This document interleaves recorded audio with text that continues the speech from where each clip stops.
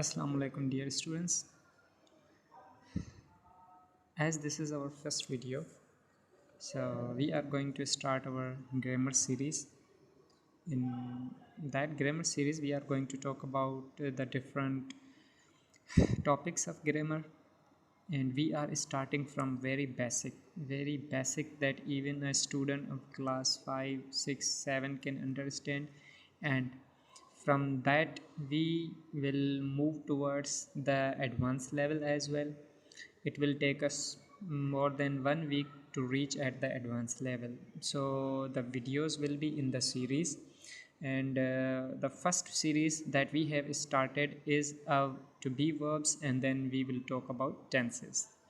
So this is the first lecture, and in which I'm going to talk about to be verbs here, right? And as you are looking here that to be verbs, I have defined to be verbs, what to be verbs are. So the definition of to be verbs is that to be verbs are used to show state. First of all they show state, and the state means हालत. अगर हम अपनी language में बोलें हालत यानी condition, position क्या है बंदे की, उसका स्टेटस क्या है.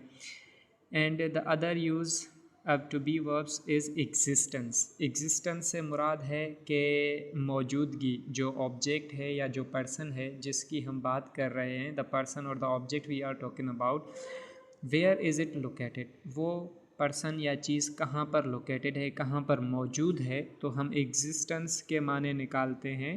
फॉर एग्ज़ाम्पल मौजूदगी. ठीक है. उसके बाद जो तीसरा यूजेज है टू बी वर्ब्स का, वो है रिलेशनशिप के बारे में. It also shows the relationship. Relationship से मुराद ये है कि आप किसी के साथ अपना रिश्ता दिखाते हैं, जैसे कि आप कहते हैं कि ये मेरा भाई है, हम दोस्त हैं. ठीक है, तो ऐसे हम रिलेशनशिप भी दिखाते हैं, वो भी टू बी वर्ब्स में आता है.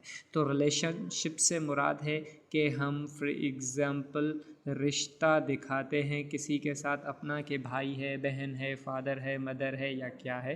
तो ऐसे सेंस में हम कहते हैं कि ये एग्जिस्टेंस, स्टेट और रिलेशनशिप दिखाते हैं to be verbs. So in simple words we can say to be verbs are used to show state, existence और रिलेशनशिप, हालत, मौजूदगी या रिश्ता दिखाते हैं. अब उससे अगर हम आगे बढ़ें तो हम ये देख सकते हैं कि जो टू बी वर्ब्स हैं वो पास्ट के भी टू बी वर्ब्स होते हैं.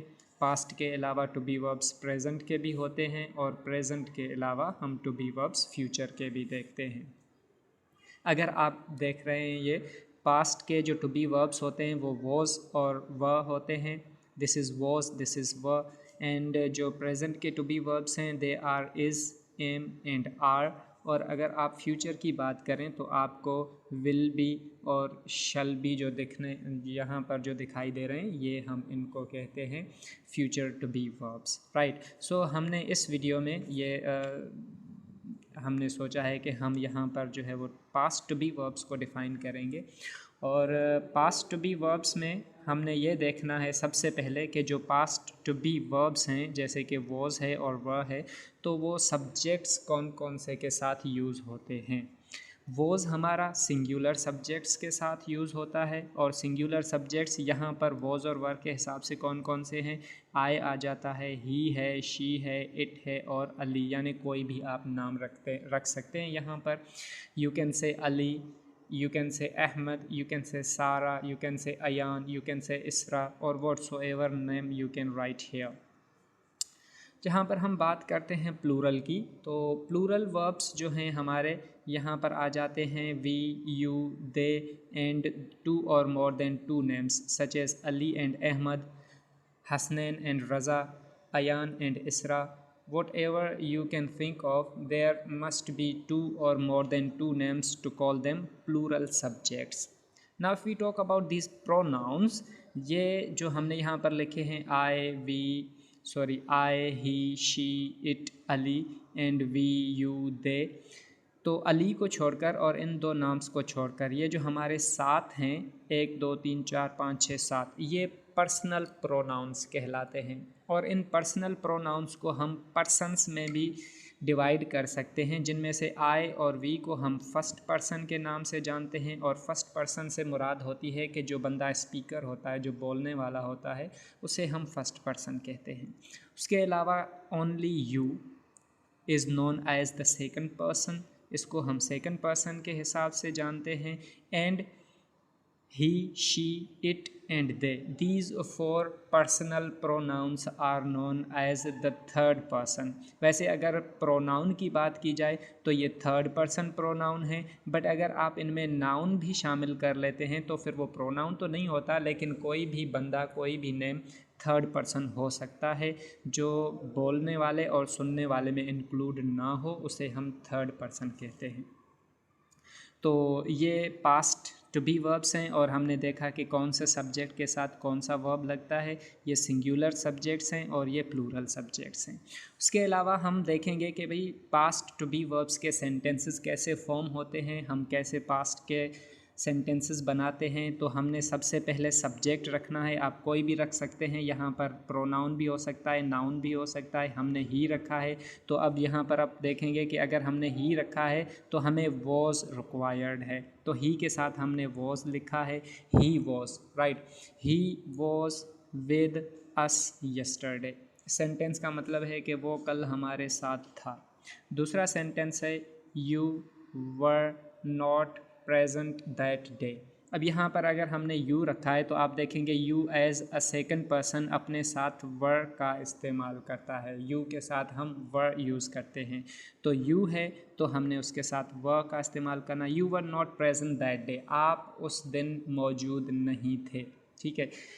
तीसरा सेंटेंस है हमारा जो कि ये है कि दे वर इन हैदराबाद लास्ट नाइट। वो लास्ट नाइट यानी गुजरी हुई रात, जिसको हम कल रात भी कह सकते हैं, दे वर इन हैदराबाद लास्ट नाइट, वो लास्ट नाइट हैदराबाद में थे। अब दे क्योंकि प्लूरल सब्जेक्ट है तो हम उसके साथ व का इस्तेमाल करेंगे।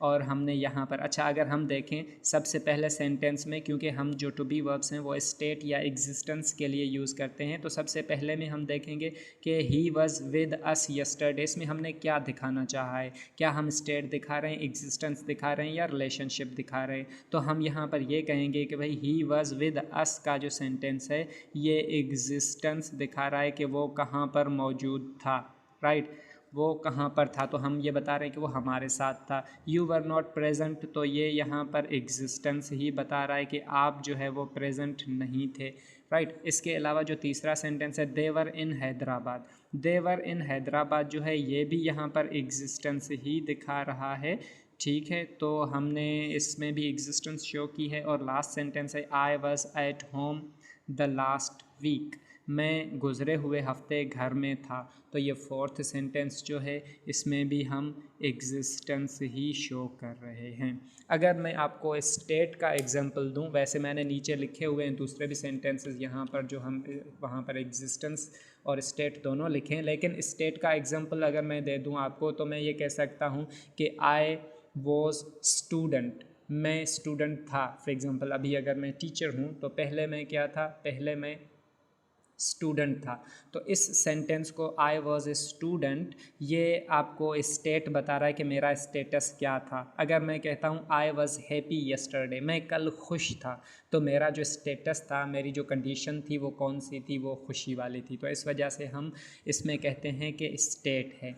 अब यहाँ पर हमने कुछ सेंटेंसेस लिखे हैं, जैसे कि ये हमने जो ऊपर सेंटेंसेस लिखे हैं इनमें से हम सेंटेंस को पॉजिटिव भी कर सकते हैं, नेगेटिव भी लिख सकते हैं, इंट्रोगेटिव भी लिख सकते हैं।